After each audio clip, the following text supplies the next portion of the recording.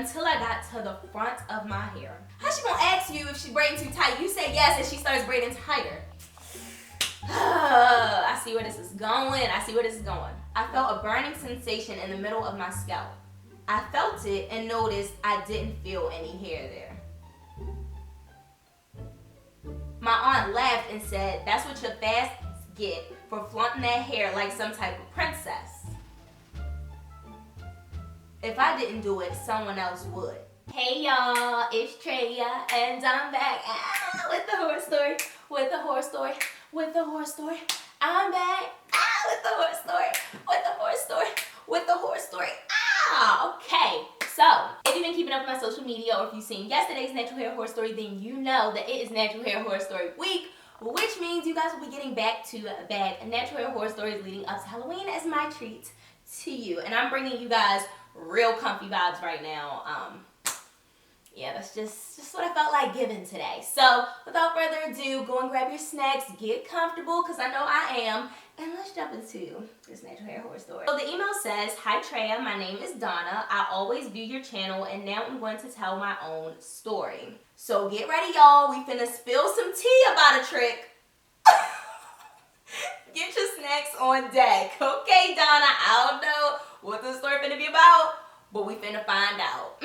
So she says, "I grew up without a father or a father figure around. My mama was pretty independent. She took great care of me and my older brother, who is now a junior in college.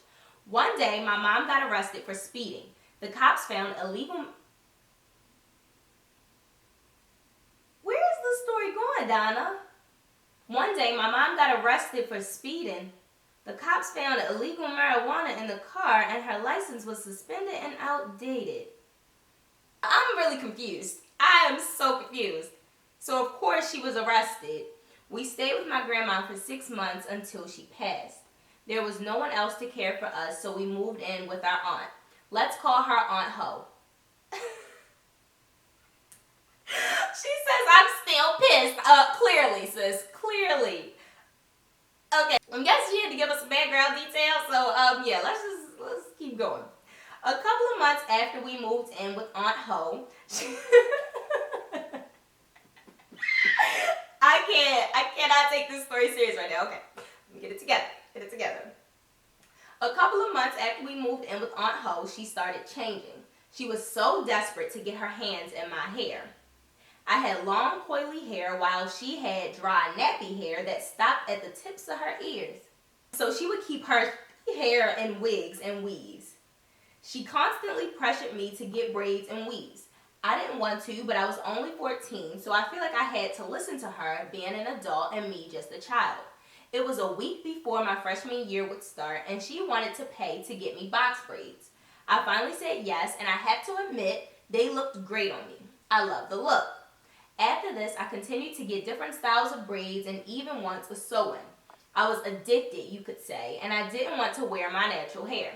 But our story doesn't start here. Okay, Donna, we ready for it. My hair started breaking and getting real dry from the weave and not taking care of it properly. It was about 3 days before sophomore year started, and I didn't know what to do.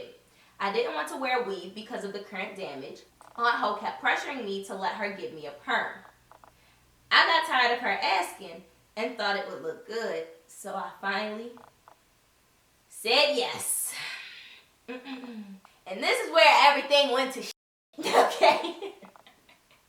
Aunt Ho wasn't a professional stylist and had no experience whatsoever on my type of hair, or anyone else's hair for that matter. She applied the product to my hair. I didn't realize the chemicals that were being put in my hair at the time. After she seen my hair, I guess she wasn't satisfied, so she decided to press my hair with a fucking hot comb.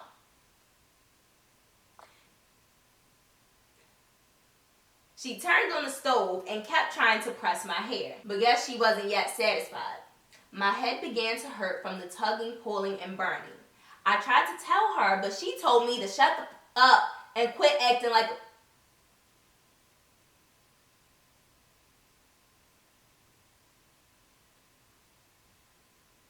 Mind you, she didn't condition or oil my hair and hasn't used any heat protection product.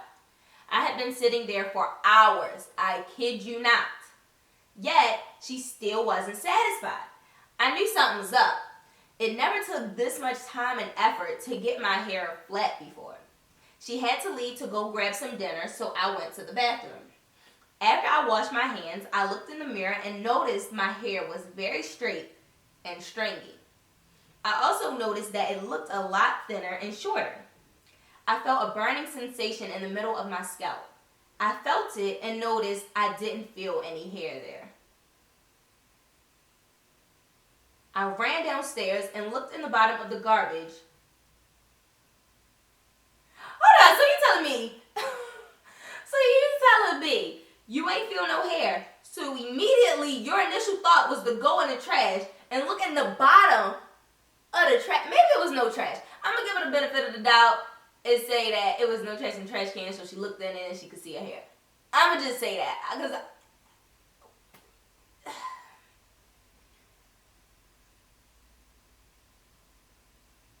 and sure enough, chunks and pieces of my once beautiful hair were now in the garbage. When I tell you I never cried so hard in my life, I freaked out. I grabbed the hair and kept throwing it on my head as if it was going to magically reattach. Is this story fake? I'm just asking for a friend, because I mean, I'm already reading, so let's just keep going. When I got the memo that it wouldn't, I went upstairs and cried in disbelief and shock.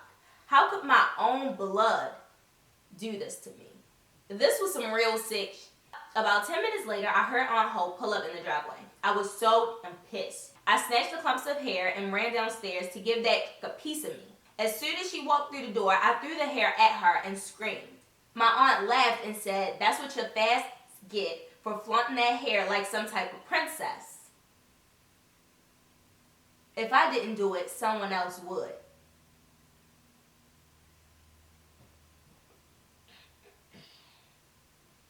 This is why I stopped the natural hair horror stories. This is why. Because this is too much. This is too much. I screamed so loud the neighbors called the police because they thought something was wrong. I pushed my aunt out the way and sat on the porch until the police arrived. When they did, I told them everything that happened, and they sent me to live with my father. Mind you, I didn't know him very well at all. I hadn't seen him since I was real little, but he was the last family I had, so I had no choice in the matter. I am now 17 in my senior year of high school. My mother recently was released from prison about 6 months ago, and I live with her now. She was furious when I told her what Aunt Ho did. To this day, I have no contact with my aunt and don't plan to. Anyways, this is my story. Hope you enjoy it or whatever. Donna.